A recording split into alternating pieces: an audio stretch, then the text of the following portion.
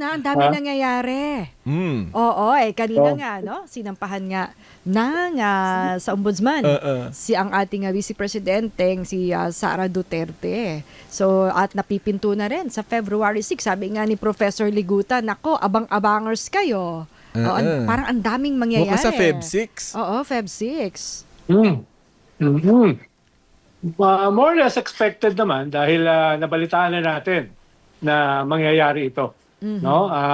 Siguro ang mas interesting dito ay ano bang rules ang mag-govern halimbawa dito sa impeachment? Ito ba ay yung lumang rules o itong bagong rules ng Supreme Court? Dahil hindi pa final yung kanilang decision dahil nga wala pa silang sagot sa motion for reconsideration. So, tignan natin, obserbahan natin, ano ba yung susunding rules dito? Well, nung final at nagtuloy-tuloy sa Senado itong impeachment laban kay VP Sara Duterte, ay ang lagi nilang sinasabi, itong mga ganitong proseso ay politikal, pero parang nakakalimutan natin ngayon na dahil nga sinampahan na rin ng impeachment complaint ang Pangulo, so parang yung kabilang grupo ay pumasok na rin sa politikal na aspeto nitong prosesong ito.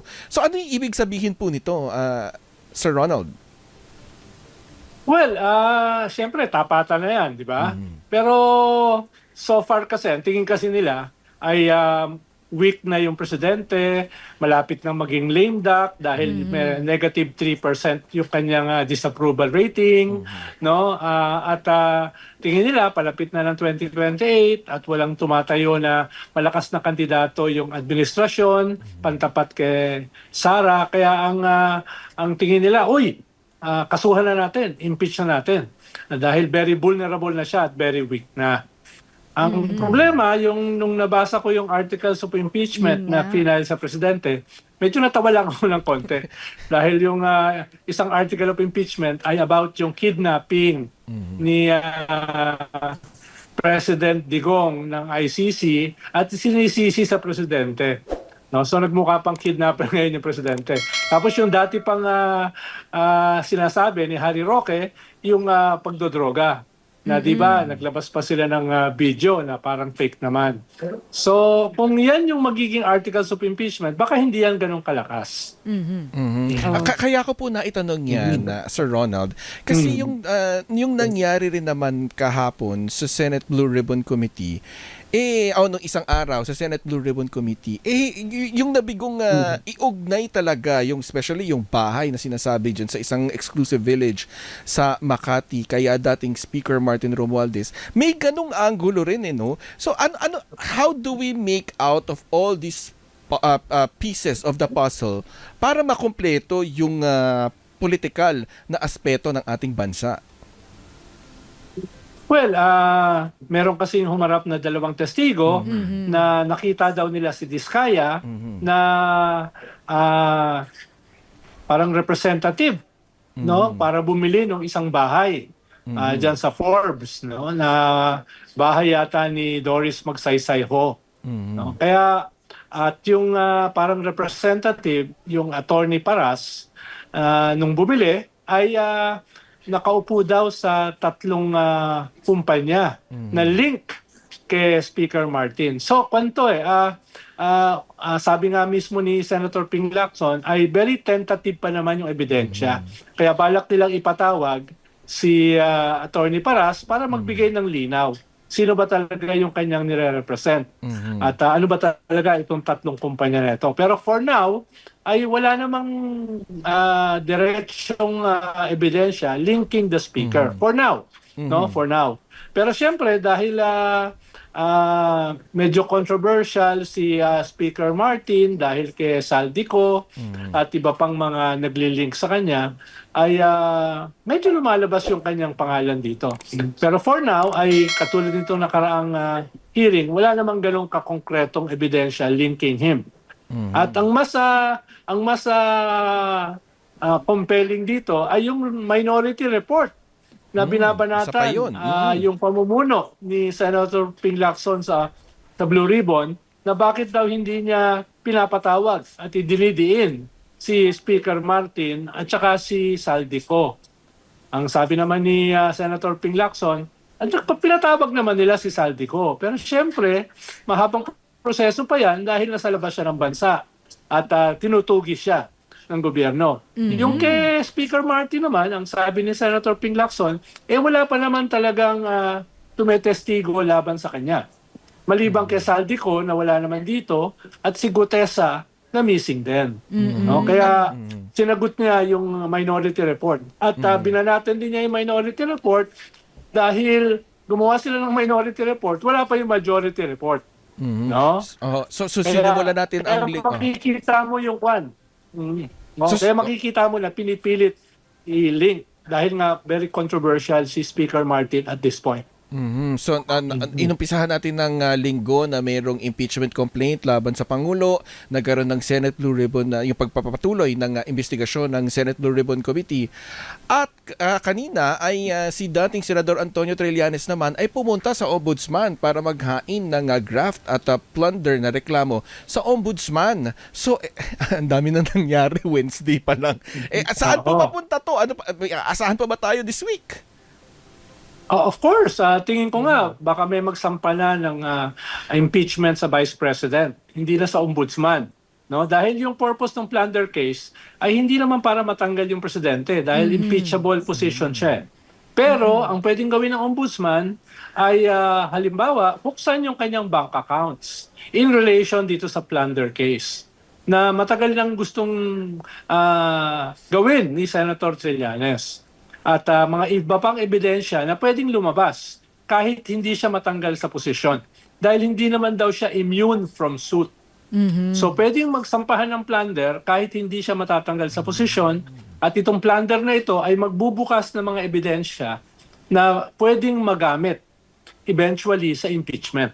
Na malamang ay isampa this week no, ng Makabayan Black yata. No, kaya marami pang susunod na kabanata dito sa ating mini-series ng Philippine Politics. Ano title? Walang laban dito ang Game of Thrones at saka House of Cards ng Netflix. Anong title? Kala ko yung Roja at saka yung What Lies Beneath. Kasi local ang title dito kasi ay Ang Kakapal ng Mukha. First season pa lang to, Sir Ronald. Oo, dahil napanood ko kasi yung Senate Blue Ribbon Committee hearing medyo uminit ang ulo ko nung sinabi ni Curly Discaya na para siyang ninakawan. Ay, oo. Kung siya ay magsosole ng pera. Sabi ko, saan siya pa talaga. Saan kumukuha ng kapal ng mukha itong taong ito? Oo, biktima. Medyo bumilib ako. Pero Tapos yung isang senador na dinedepensahan siya. No? Oo. Nagsabi raw, may feeler daw, etong si Zaldico, na nasaan ba ngayon? Ano yung mga imbaso? Where in the world? Oo. Ay, gusto makipag-usap sa pamahalaan sa gobyerno. Diba? Parang si Curly Discaya na parang biktima. Parang si Zaldico naman, talagang siya pa yung, ay wait lang. Baka may kondisyones din tong si Zaldi. Anong tingin nyo dito? Mukhang yung feelers niya, hindi naman sa gobyerno. Dahil sabi na dati last year ni President BBM na hindi siya makikipag-usap kay Saldico. No? Hindi siya magpapa-blackmail. No? Kaya ang mukhang yung feelers ay sa simbahan. Magkukumpisal na. Sa aming mga kardinal yung feelers. Pero hindi pa umabot sa akin Kaya hinihintay ko na umabot sa aking, baka naman sa aking katedral. Baka magkukumpisal wala pa sa katedral na. ko Diba ganun yun? Kapag may sasabihin ka ng katotohanan, magkukumpisal na siya. Diba? Baka magpapakanlong. Pero parang nag-backpedal naman si John B. Cremulya. Dahil sa kanya lang galing yun Na may feelers daw sa simbahan, humihingi ng dialogue si Saldico. Pero sabi niya ay nakuha lang niya sa isang tao. So, hindi diretso kay Saldico. Oo, kasi baka sabi-sabi lang. Kaya bini-verify din ng government yung... yes, pero pag nakaabot sa akin, kayo una makakaalam. Yun Or baka pwede kaming nasa likod niya, Father. Sa Kristan ka ba? Sa Kristan. Kayo una makakaalam. So, pray over mo din. Pero sa tingin nyo, Sir Ronald, may bigat pa ba kung makipag-usap siya? May kausapin siya sa gobyerno? Ang gusto lang naman din mangyari ng lahat, sumuko siya, harapin niya yung proper legal tama Dami mo ka. sinasabi. Tama ka, Sandro. Bali wala na yung mga usap-usap, fillers. Siya ba itetestigo? Idadali ba niya sa korte yung kanyang testimony? Mag-iibang legal affidavit ba siya? Dahil hanggang ngayon, yung lahat ng sinabi niya, walang legal basis. Dahil nga hindi siya official affidavit at saka wala siya rito. Ang problema So, pa, kung gusto niyang... para may kondisyones pa no? Wait lang. Ay, mahirap Bagong lahat yun. ng yan. Mahirap yun. Ito ang gusto kong gawin. Di ba? Mahirap mangumpisal sa pare. Nasasabihin mo, Father, mangumpisal ako pero may condition ako. Mahirap yan. Di ba? Mahirap yung gano'n. Mahirap ka naman, Kung gusto mong parang kung gusto mong magladlad na lahat ng alam mo, sabihin mo na lahat. Di ba? Tsaka bibigyan kita ng penance. Oo. Tsaka yung Pero parang... pag sinabi mo na ni isang sentimo wala ka nakuha, hindi kita papatawarin. Ayun. Ay, Oo siyempre- nga, kasi nauna niyang sinabi yan, di ba, Sir Ronald? Ni isang sentimo daw wala siyang nakuha. Baka si Sandro maniwala. No? Si Maan, duda ako kung maniniwala yan. Ganun ba tingin sa akin, Sir Ronald? So Si yun Maan, na. baka mas maraming karanasan yan sa mga lalaking nagsisinungaling. Ay! Tama ka dyan. Alam ko na kung paano mag-spot. May hugot eh. Oo. May hugot. Umpisahan natin. Sir Umpisahan Ronald. natin. Parang natakot ako biglang magtanong. So, yung mong sabihin, si Sandro ay medyo hindi pa Madaling ganon. mabola? Oo, madaling mabola. In short. Medyo. Hula ko lang, no? Wala naman akong prima facie evidence. Ayan no? yun eh. Baka si Sandro marupok. Ay, feeling ko din. Alam nyo, sandali nga. Parang feeling ko din. Parang tapusin na natin yung programa. Parang kailangan na yata natin magpaalam. Oo. May ite-text ako sa'yo. Sir Ronald. Bulong na lang, mahal. Bulong na lang. Pakibulong na lang. Ayoko Marupok, pag-text no? kasi. May ebidensya. Pwedeng Ebidensya ma-screen to. grab yan, ha? Oo. Baka ipatawag yan sa Blue Ribbon Committee. Tamo. Ay, siguro, Sir Ronald, panghuli na lang nga. So, saan pa? Ano pang inaasahan natin? Saka ano ba? Kailangan bang i-brace na natin ating sarili? Well, tingin ko mag-i-scale up itong mga pag-file ng kaso, itong mga non-bailable mga cases, itong pagpapakulong, at saka itong restitution, yung pagbawi ng mga ninakaw. Dahil kung hindi yan mangyayari in the next month or this month, ay sasabog yan sa mukha ng presidente at saka ng gobyerno. Kaya tingin ko naghahabol sila ngayon dahil nag-overpromise sila at saka nag-under-deliver last month. No? At medyo bumababa yung approval rating ng presidente dahil siya yung sinisisi.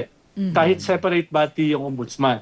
Kaya tingin ko ngayon ay hahabulin yan. Kaya nga today, di ba, sinampahan na ng non-bailable offense si Senator Joel Villanueva. Bagaman, binigyan siya ng 1 week para sumagot. Medyo weird lang yon, no? Kinasuhan ng non-bailable tapos may 1 week para sumagot. Oo. No? Si Bong Revilla hindi naman binigyan ng 1 week para sumagot, di ba? So, medyo na-weirdohan lang ako ron. Paano? Ayun. Pero tingin ko marami pang susunod. Teka lang, Mga pahabol congressman, natin. Total may 2 minutes pa. Sir, kasi parang si Senator Bato hindi pa rin pumapasok. Uy, tsaka may birthday din. Birthday niya ngayon. Ka-birthday mo pala, Ate Oo. Sheila. Paano na yun? 64 na pala siya. No? Pero, Pagbigyan nyo raw kasi birthday. Happy birthday.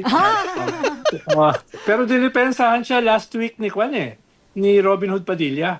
Dahil sabi na kasi nung iba, si Sherwin Gatchalian, ni Ping Lacson, hindi pa siya magpakita rito, wala pa namang nakikitang warrant. Hindi nagagampanan yung trabaho niya bilang senador. Siya pa naman dapat yung sponsor ng budget ng defense nung nakaraang budget hearing. So parang nagsasuffer yung Senado sa kanyang absence, no? Unless ipasa na niya sa iba, hindi naman niya pinapasa. Dinipensahan naman siya ni Robin Hood Padilla. Hindi, excellent naman yung performance ng kanyang opisina. O excellent naman yung pag-deliver ng trabaho ng kanyang opisina. Hindi naman makakaboto yung kanyang opisina eh. Si Bato naman yung kukal nun eh. Kaya sabi ko nga sa column ko nung linggo, 2 absences yung nakikita ko rito. Yung physical absence ni Bato, na parang hindi naman kailangan, at yung isang absence ni Robin Hood Padilla. Hindi ko na babanggitin kung ano yung absence na yon. Sabi nga nila, absence makes the heart grow fonder. Talaga si Lando talaga may hugot eh. No? Alam mo na, in love. Alam mo, ganyan pa in Napag-usapan na love. natin yung pangungumpisal niya. Paano? Wala nang oras, sir. Sorry, Sir Ronald. Sabi nga, di ba, pag hindi mo na kaya yung trabaho, bitawan mo na. Bitawan mo na, Oo. di ba? Wag ka na nga. Wala nang maraming excuse. Ayan. Efficient, effective. Oo. Aminin mo na, hindi mo nagagawa yung trabaho. Tama. Diba? Oo. Pero pwede ba sa susunod na interview, pag-usapan natin yung mga pangungumpisal ni Sandro na Love hindi life. naman nangyari? Oo. Akong bahala sa'yo. Hindi ka mawawalan. Dahil dyan, bye, Sir Ronald. Alright.